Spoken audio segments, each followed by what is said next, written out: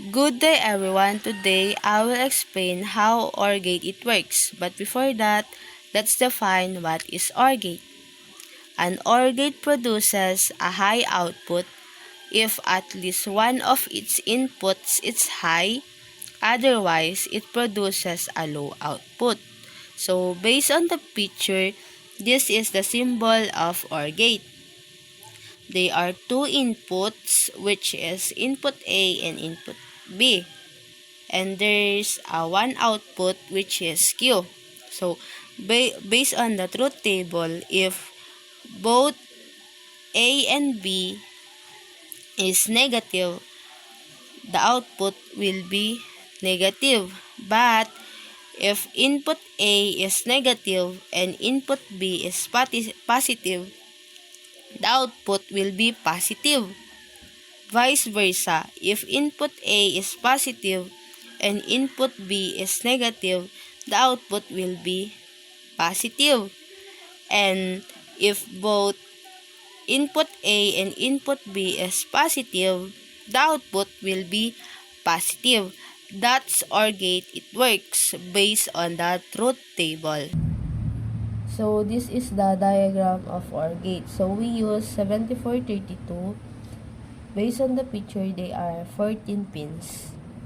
So 7 pins should be our ground and 14 pins should be our source. So in this part, they are 4 OR gates. So let's focus on the first OR gate. So input A should be the first pin, input B should be the second pin, and our output should be the third pin. So this is the actual IC for OR gate. So this is the proper putting of IC in the breadboard. So 7 pins should be our ground and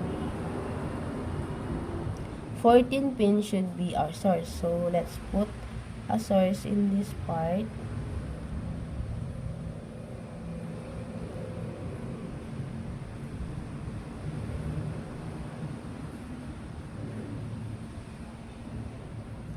Like this. Then, based on the diagram, input A should be the first pin. And input B should be the second pin. And our output should be in the third pin. So, we use resistor and LED for our output. So, let's put the output in the third pin. So beyond the resistor, let's put LED in this part,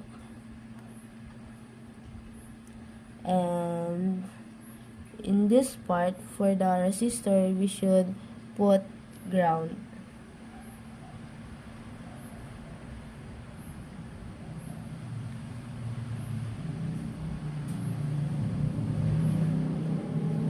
This is the actual wiring of OR gate.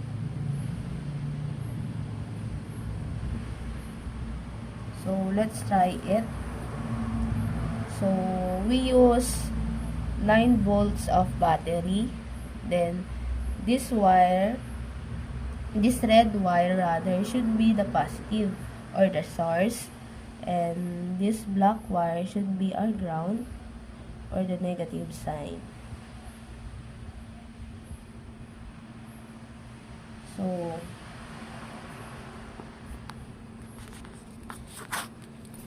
based on the truth table, if both A and B is negative, the output should be negative.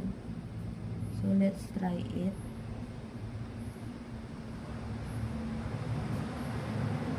So, it's working. And next is, if input A is negative, and input B is positive, the output will be positive.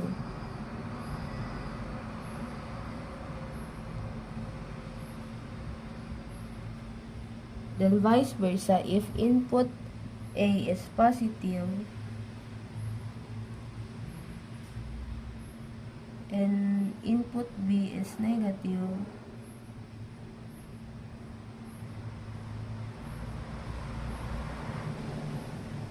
the output should be positive like this. But if input A and B is positive, the output should be positive.